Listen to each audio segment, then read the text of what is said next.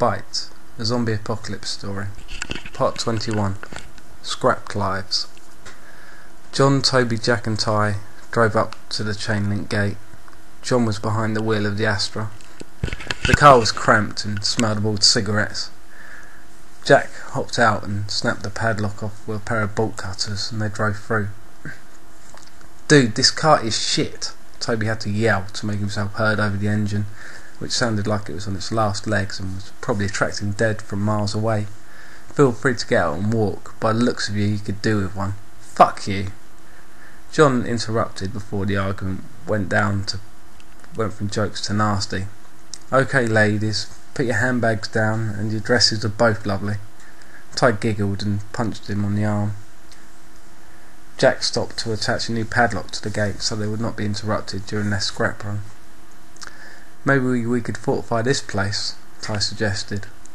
"Yeah, sure, we're in the middle of nowhere and with no place to scavenge," Toby scoffed. "Actually, now he mentions it, might not be such a bad idea," Jack said.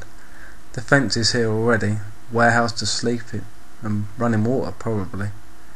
Well, we'll keep it in mind for the future, but for now, focus on what we're doing." John parked facing the gate, just in case they had to exit quickly. Everyone jumped out, Jack heading straight for the warehouse and scanned the large area. It was almost empty apart from a few pallets of bricks and a forklift. There was a metal stairway leading up to a catwalk where there was an office and break room. "Not as much here as I hoped for," Jack shouted back. Something groaned from behind one of the piles of bricks. A man who had obviously been a builder before his death emerged in full view, with the left half of his face being torn off and dried blood on his fluorescent jacket. He started to shamble over to Jack. Little help?" Toby brushed past him. I got it. He swung Jack's newly designed bat and caved in the thing's skull. Your car still sucks, by the way." "Whatever." John headed over to a beaten up old Ford Transit van. It was locked and he was forced to jimmy it open with a crowbar. Luckily enough, this was an old model. Try this nowadays and the alarm would go off. He opened the door and checked the front and back of the van whilst Ty kept watch. Back in the warehouse, Jack had turned on the forklift and was scooping up pallets of bricks whilst Toby grabbed what sheet metal he could find along with a few bags of cement. "Come on, get your ass in gear, it's not that heavy." "How about we swap? I drive the forklift and you carry the bags of cement." "You have a license?" "No." "Well, guess you can't then." "Oh yeah, you never know when the forklift inspector might pop round." They both shared a laugh. Back at the flats. "Sky, come on, you can't sit here all day again." Lara had been trying to tempt Sky away all morning. "No, someone needs to stay here with Tom until he wakes up." "Sky, he will still be here even if you walk into the next room for something to eat. Come on, you can have anything you want." Sky knew that she was not going to win this argument. Reluctantly she got up and headed into the next room. Lara poured her a bowl of shredders. There was no milk, but she compensated by loading sugar onto them. Jenna was in the kitchen talking to John on the phone. Apparently they were going to be a while. Problems with the forklift. "Tom any better?" "No, still out." "Okay, well, we'll be back in a few hours. If anything happens, let us know." She hung up and sat down. "Did you do your homework?" Sky nodded. "Do you want to read a book?" Sky shakes her head. "Watch a film?" She shakes her head again. The conversation was interrupted when the lights went out. "There goes the grid," Jenna sighs. "I don't think so." Lara looks out the window. "Look at the sign across the street. It's still on. It just means the meter is out. We just need to plug the key back into the pay station." "Yeah, one problem. The meter's outside in that shed thing." "It's fine. I'll be 2 minutes, max." "Maybe we should wait till they come back."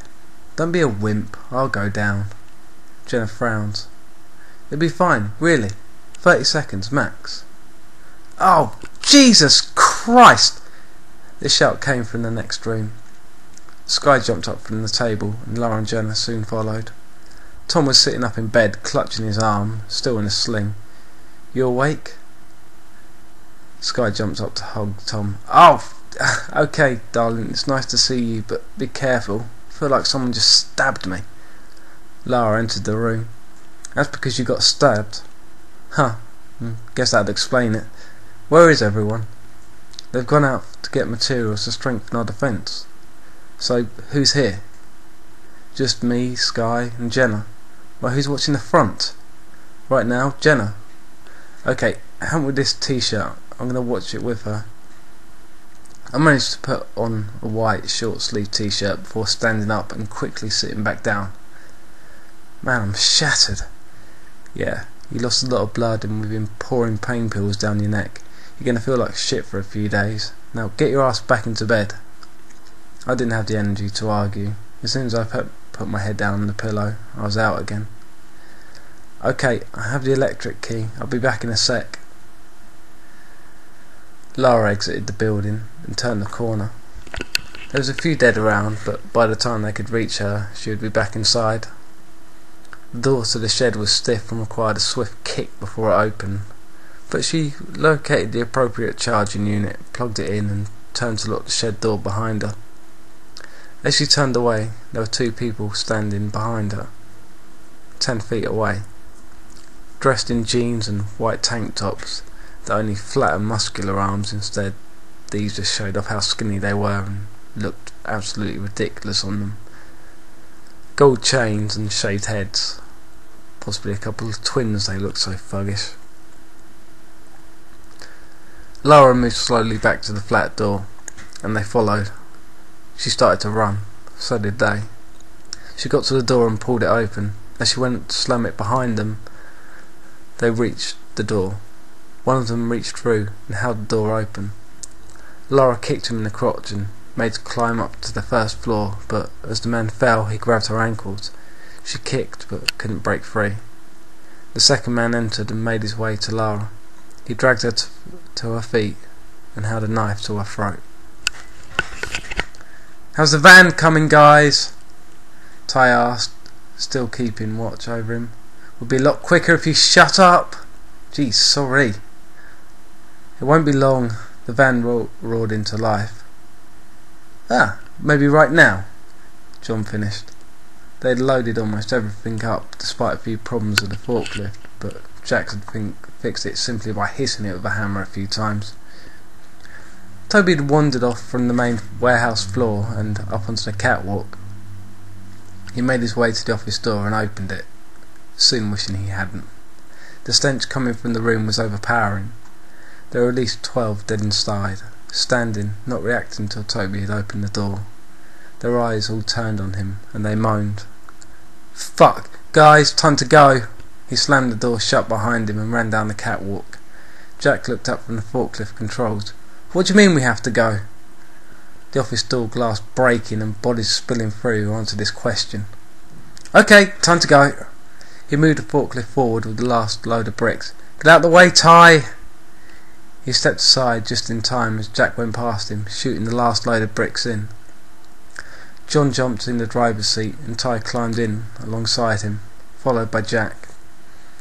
Toby slammed the door shut, opened the metal gate, hopped into the Astra, stopping only to lock the gate behind him. Jenna heard a scuffle downstairs, and as the first guy reached the top, she swung the pool cue and broke it over his head. Not that it seemed to bother him. He knocked her down. They frog-marched Jenna and Lara into a room and sat them down on the sofa. The taller one pulled out a phone. "Yeah, boss, we're in." "No, only a couple of gals here." "No, actual gals." "Yeah, 20 minutes. No problem." He hung up.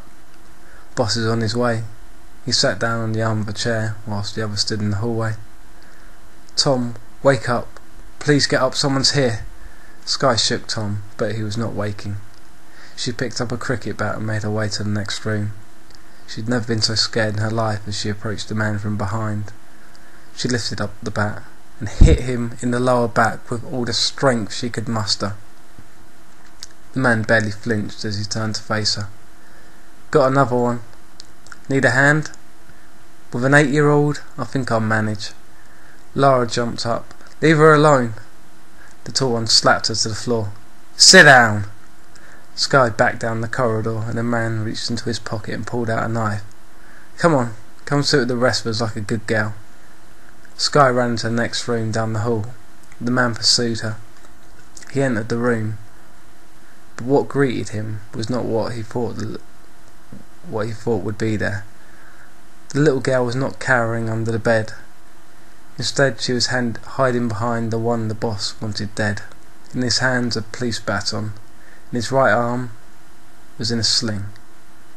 He looked like crap, struggling to stand. You got one chance. Get out, now, Tom said. The effort of waking up had exhausted him massively. The man walked further inside the flat. And you're going to stop me? He was close now, the knife still in his hand. Big mistake. I head-butted him and took a step back and brought the baton across his face. Teeth flew from his mouth. My side hurt and I dropped the baton. Sky pulled at me. Tom, come on, there's one more. I looked at her in disbelief.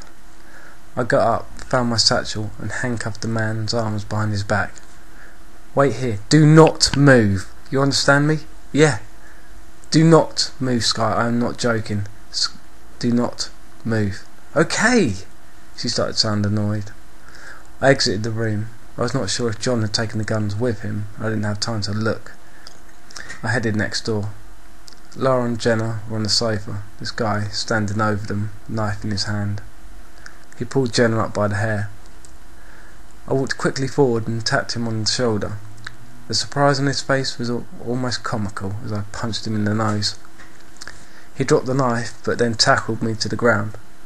I swung the baton, preventing him from jumping on top of me. As I got to my feet, he reached for the knife. As he stooped, I kicked his hand. I swung for his head with the baton, but he ducked and ran out the room into the corridor. I chased him down. Sky had wandered out to see what had happened, and he made a beeline for her. I caught up with him, kicked his legs out. He went crashing to the floor. Rage flew through me. I stomped on him. I turned him over and beat his face with my fist until it was raw and bloody. The only thing that made me stop was that Sky was watching. I got up, giving this guy one last kick. The other man had now regained consciousness, and I tried to back away he tried to back away as I walked towards him. I don't know where I found the strength, but with one hand I pulled him up to his feet and slammed him against the wall by his throat, and with a voice that was oddly calm for the situation. Can I borrow your phone? He didn't answer. I pulled a knife from my pocket and slammed it into the wall next to his head. He whimpered. Damn, I missed. I pulled the knife from the wall. But luckily for you, that means you get a second chance. My left jean pocket. Thank you. I reached in and, whilst searching for the last dialed number, proceeded to bash the man's head against the wall. Jones, what the hell do you want? We're almost there. And what the hell is that banging noise? I'm sorry, that would be me bouncing Jones' head off the wall. I guess I'm talking to Jeff. You. The voice dripped with venom. Hey, I have a name, you know. I had the decency to learn yours. I'm gonna kill you, you snivelling little shit. Yeah, sticks and stones, but the rising dead will never hurt me, etc. Now, I understand you're on your way here, but my friends have just got back, and they have guns. We may not be able to take you all out, but the first one we're going for is you. Now, I'm gonna throw your friends here out on the street. For the rest of the living dead to eat. I suggest you stay away. Oh, and just so you know, I'm keeping your phone. Bye-zy daisies.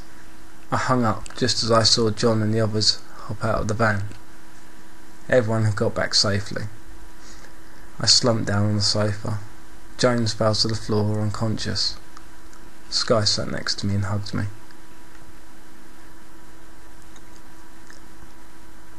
Chapter 21. Taking the Fight. Coming soon.